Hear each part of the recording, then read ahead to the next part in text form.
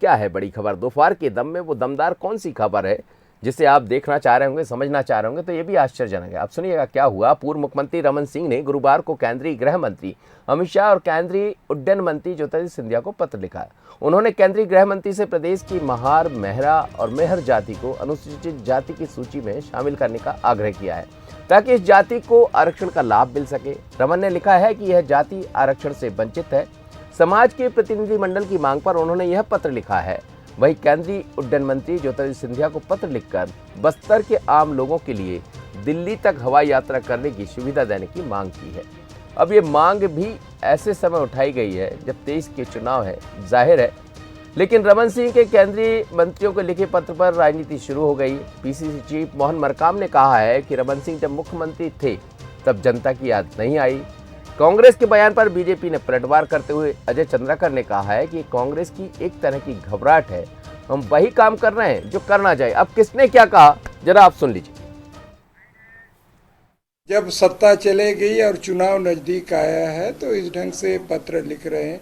अगर बस्तर की चिंता होती तो उस समय 2014 से 2018 के बीच में डबल इंजन की सरकार रही है। डबल इंजन की सरकार बस्तर में मतलब फ्लाइट की सुविधा नहीं करा पाई। एक बार आनन फानन में करवाए थे, बीच में फिर बंद हो गई थी।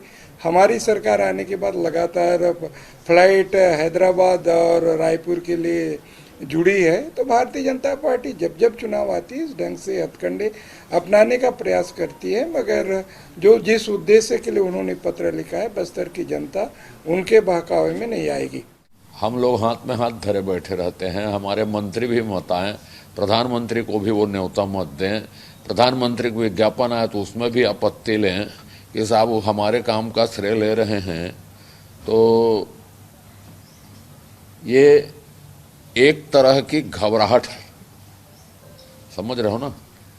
हम वही काम कर रहे हैं जो करना चाहिए और उसकी आपत्ति से हमको क्या करना। चलिए, आप दोनों मेहमानों को सुन रहे थे, वो अपने अपनी तरह से बात कर रहे हैं, लेकिन मेरे साथ इस वक्त कुलेश्वर पांडे जुड़ रहे हैं, उनसे समझते हैं इसके राजनीतिक मायने क्या है। कुलेश्वर, मैं आपसे समझना चाहूँगा कि जो पत्र लिखा है, ये बात तो सच है कि चुनाव का दौर है तो पत्र लिखे जाएंगे। भारतीय जनता पार्टी की सरकार, डबल इंजन की सरकार तो वहाँ पर है नहीं, वहाँ सिंगल इंजन है, और बीजेपी की सरकार केंद्र में है। तो रमन सिंह ये चाहते होंगे कि कुछ नया हो जाए, क्या हो पाएगा? पत्र का कोई असर दिखाई देगा? देखिए बिल्कुल मनोज जी, चुनाव है, चुनावी साल है, 6 महीने बाद छत्तीसगढ़ में चुनाव होने हैं। ऐसे में निश्चित तौर पे 15 साल तक भारतीय जनता पार्टी जो है छत्तीसगढ़ में राज की है। 2018 में करारी हार का शिकत करना पड़ा, लेकिन अब बीजेपी फिर से वही खोई हुई जमीन को तलाश रही है कि हम कैसे फिर से सत्ता में वापस आए। निश्चित तौर पर पूर्व सीएम डॉक्टर रमन सिंह 15 साल मुख्यमंत्री रहे हैं, वो पत्र के माध्यम से ये बताने का प्रयास करें कि अभी भी जनता की जो समस्या है उसको अवगत कराने का काम भारतीय जनता पार्टी केंद्रीय मंत्रियों को कर रही है। लेकिन कांग्रेस इसमें ये बात कह रही है कि लगातार कई मुद्दों पर, चाहे वो जो पैसे रुके हैं केंद्र के पास, राज्य सरकार का ट्रेन रद्द थी, तमाम सरकार जो है बार बार ये बात कहती थी कि बीजेपी के कोई सांसद या पूर्व सीएम एक पत्र लिख दे पीएम मोदी को, लेकिन उस दौरान कोई पत्र नहीं लिखा गया। लेकिन अब 6 महीने चुनाव है बचे हुए हैं और चुनाव के पहले इस तरह के पत्र लिखकर मात्र राजनीतिक माइलेज जो है वो बीजेपी लेना चाहती है और राजनीतिक जो है बताना चाहती है राजनीतिक दृष्टिकोण से कि हम अभी भी जनता के हितैषी हैं। इसी को लेकर पत्र लिखा जा रहा है। लेकिन कहीं ना कहीं चुनावी साल है तो निश्चित तौर पे पत्र के मायने तो बहुत सारे निकाले जा रहे हैं, लेकिन कुल मिलाकर कांग्रेस इसको यही बता रही है कि राजनीति करने का प्रयास किया जा रहा है बीजेपी की तरफ से। जनता हितैषी बीजेपी बिल्कुल भी नहीं है। अगर जनता हितैषी रहती तो 4.5 साल से हम कई मुद्दों को लेकर आग्रह किए हैं कि एक पत्र केंद्र को लिख दे, लेकिन बीजेपी के किसी नेता ने चलिए सर, बिल्कुल आप सही कह रहे हैं, चुनाव का वक्त है तो पत्र भी लिखे जाएंगे और तमाम बातें समझाने का प्रयास किया जाएगा। धनंजय सिंह ठाकुर, धन्यवाद कुलेश्वर, आप मेरे साथ जो है। धनंजय सिंह ठाकुर जुड़ रहे हैं, इस वक्त प्रवक्ता है कांग्रेस के, देवलाल ठाकुर है प्रवक्ता भारतीय जनता पार्टी का। आप दोनों मेहमानों का बहुत स्वागत है। देवलाल ठाकुर जी, आरोप यही है कांग्रेस का कि अब पत्र लिखने की याद आ रही जब चुनाव बिल्कुल नजदीक आ गए। पहले तो आपकी सरकार थी, केंद्र में भी आपकी सरकार थी और आपके मुख्यमंत्री रमन सिंह थे, पहले लिख देते पत्र। देखिए, भारतीय जनता पार्टी ने पहले भी जब सरकारें थी उस समय भी जो जो जो मांगे जनहित में थी उन सारे मांगों को पूरा करवाने के लिए पत्र नहीं प्रयास भी किया और प्रयास करके कई जगह सफलता भी हासिल हुई। जो आदिवासी समाज के कई सारे जो छूट गए थे उन लोगों को आखिर किसने वो किया, कहीं ना कहीं भारतीय जनता पार्टी की सरकार, हमारे डॉक्टर रमन सिंह ही मुख्यमंत्री थे, उन्होंने फिर से इस प्रयास को सफल बनाया। और आज कहीं ना कहीं जनता के मन में एक डॉक्टर रमन सिंह के ऊपर विश्वास होगा, तभी तो उनके पास जाके अपनी समस्याओं को मेहर जाति के जो लोग हैं वो बताए हैं कि हमको अनुसूचित जाति में जोड़ा जाए। कहीं ना कहीं उनके मन में विश्वास है, एक आशा की किरण दिख रही है डॉक्टर रमन सिंह के ऊपर, इसलिए गए हैं। और निश्चित ही किसी भी जनप्रतिनिधि को अगर कोई भी उसके पास आए हुए हैं तो उनको पत्र लिखना चाहिए। पत्र लिखने के साथ साथ तो मैं तो आग्रह भी करूंगा डॉक्टर रमन सिंह को, वो दिल्ली जाकर इस बात के बारे में बात भी करे। अगर कोई समाज आहत हो रहा है तो निश्चित ही वो करेंगे भी। धनंजय ठाकुर जी, तो होना चाहिए। अच्छा, अगर जनहित में कोई काम कर रहा है तो उसका तो पूरा छत्तीसगढ़ को स्वागत करना चाहिए। धनंजय जी, स्वागत करना चाहिए बोल रहे हैं आपको, अच्छी बात है, वो चाह रहे हैं। देखिए, मुझे तो बड़ा अफसोस होता है भारतीय जनता पार्टी के प्रवक्ता की बात को सुनकर। वो व्यक्ति पत्र लिख रहे हैं जो 15 साल तक छत्तीसगढ़ में मुख्यमंत्री थे, उस दौरान उन्होंने अनुसूचित जाति के जो आरक्षण है उसको कटौती करने का काम किया था। 4% उसके आरक्षण में कटौती करने का काम किए थे। उसी दौरान अगर मेहर समाज के लोगों को अनुसूचित जाति में शामिल करने के लिए प्रयास करते तो इनको आरक्षण कटौती करने की आवश्यकता नहीं पड़ती, इनकी नियत समझ में आती। दूसरी बात, पत्र लिखने में भी कंजूसी की है डॉक्टर रमन सिंह जी। अगर आपने अनुसूचित जाति को आरक्षण के वर्ग में शामिल करने के लिए पत्र लिखा है तो इस पत्र में एक लाइन इस बात का भी उल्लेख कर देते कि 76% जो आरक्षण राजभवन में रुका हुआ है, जो भारतीय जनता पार्टी की कहीं न कहीं उसमें राजनीति दिखती है, तो केंद्र सरकार उस आरक्षण विधेयक को पारित करने के लिए निर्देश जारी करे राजभवन को। दूसरी बात, जो हवाई जहाज चलाने के लिए जो पत्र लिखे उसमें भी आप देखेंगे छत्तीसगढ़ में कई सालों से, कई महीनों से ट्रेन बंद है। कम से कम उस ट्रेन को शुरू करने की भी बात उस पत्र में जाहिर कर देते। स्पष्ट समझ में आता है ना कि भारतीय जनता पार्टी को जो राजनीतिक तौर पर सूट कर रहा है वही पत्र लिखते हैं, जो जनता के हित की बात है वो नहीं लिखा जा रहा है। ये तो पूरी तरीके से राजनीति से प्रेरित है। प्रदेश की जनता भारतीय जनता पार्टी की, लेकिन क्या उन जातियों को शामिल करना चाहिए? आप क्या मानते हैं?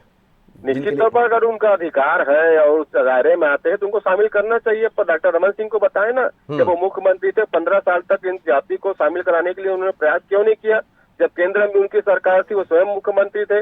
और जब इन जातियों को शामिल करने की बात करें तो आरक्षण का लाभ तभी मिलेगा ना जब राजभवन हस्ताक्षर करेंगे फाइल पर। वो फाइल पेंडिंग है, उसका भी जिक्र कर देते। जवाब दीजिए ठाकुर साहब, देवलाल ठाकुर जी जी जवाब दे दीजिए। वो कह रहे हैं कि जब पहले से आरक्षण की बात कही जा रही तो उस पर साइन क्यों नहीं करवाते राज्यपाल से?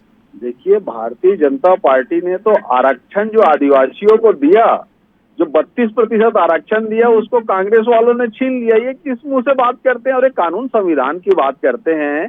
कांग्रेस के लोग पढ़े लिखे हैं, मैं मान रहा हूँ, लेकिन ये हमेशा संविधान का माहौल उड़ाते हैं। अब ये बोल रहे हैं केंद्र सरकार को पत्र लिखते हैं कि वो राज्यपाल को आदेश देगा। कभी भी संविधान पर कहीं पर भी नहीं लिखा गया है कि प्रधानमंत्री किसी राज्यपाल को आदेश दे सकता है। ये ऐसा कहीं पर भी नहीं होगा। इस बात को कांग्रेस के लोग छत्तीसगढ़ की जनता को गुमराह करने के लिए इस प्रकार की बातें कर रहे हैं, जबकि राज्यपाल संवैधानिक पद है। उस अधिकार पर बैठे व्यक्ति को कैसे कोई आदेश दे सकता है, निर्देश दे सकता है? सुन रहा हूँ जी। धनंजय जी क्या बोल रहे हैं, आप बोलिए। मुझे लगता है कि भारतीय जनता पार्टी के प्रवक्ता का मेमोरी लॉस हो गया है। अनुसुईया उइके जी राज्यपाल जी थे और वो जाकर प्रधानमंत्री से मिलते हैं, वो जाकर अमित शाह जी से मिलते हैं और आरक्षण के संदर्भ में चर्चा करते हैं। तो बता दे किस संविधान के तहत जाते हैं, बताओ राज्यपाल वो पहले किसी जिक्र चले समझ ले। आपके कहने से ये ऐसा नहीं हो जाएगा, कहीं पर भी ऐसा उल्लेख नहीं है। आधार पर आप छत्तीसगढ़ की जनता को गुमराह करने का प्रयास कर रहे हैं, ऐसा कुछ नहीं है। बता दीजिए। अरे जिस प्रकार से कांग्रेस के लोग छत्तीसगढ़ में आरक्षण को खाया है, अब उनकी संस्कृति खाने के लिए लगे हुए हैं। आप लोगों ने जो जिस प्रकार से किया हुआ है वो राजभवन के मामले में जाके प्रधानमंत्री से मिलते हैं, अमित शाह जी से मिलते हैं। तो कोर्ट में लिखा ही नहीं है। कांग्रेस वाले छत्तीसगढ़ वासियों को गुमराह करना चाहते हैं। यही तो कमजोरियां है, फूल शरीफ का है तुम लोग का, कि कांग्रेस के लोग, अरे कहीं पर भी संविधान में नहीं लिखा है कि केंद्र शासन किसी भी राज्यपाल को आदेश दे सकता है। राज्यपाल का अपना स्वाधिकार होता है, संविधान के संवैधानिक पद पर वो। चलिए सर, दोनों मेहमानों का बहुत धन्यवाद। देवलाल जी मेरे साथ छोड़े, धनंजय जी, लेकिन दोनों सियासत आपको नजर आ रही है कि आखिर आरक्षण की बात भी होती है और जिन जातियों का जिक्र किया जा रहा है, मेहर महार जाति का, क्या उनको शामिल किया जाएगा? और यदि ऐसा होता है तो फिर सियासत तो गर्माती रहेगी। लेकिन रमन सिंह ने पत्र लिखकर इसको और गर्म कर दिया। अब सवाल यह है कि कांग्रेस इसका जवाब कैसे देगी। और बड़ी बात यह भी है कि केंद्र को जो पत्र लिखा है इस पर केंद्र कोई काम करेगा? कितना प्रतिशत यहाँ इस क्षेत्र में है जो सीधा असर चुनाव में डालेगा? तो जाहिर है लड़ाई जाति की है, लड़ाई सियासत की है, और जैसे जैसे चुनाव नज़दीक आएंगे ऐसे कई पत्र लिखे जाएंगे और उधर से भी जवाब आएगा और कांग्रेस भी अपना काम करेगी। यही तो है लेटर टू पॉलिटिक्स। मुझे दीजिए इजाज़त, बने रहिए बंसल न्यूज़ पर। नमस्कार।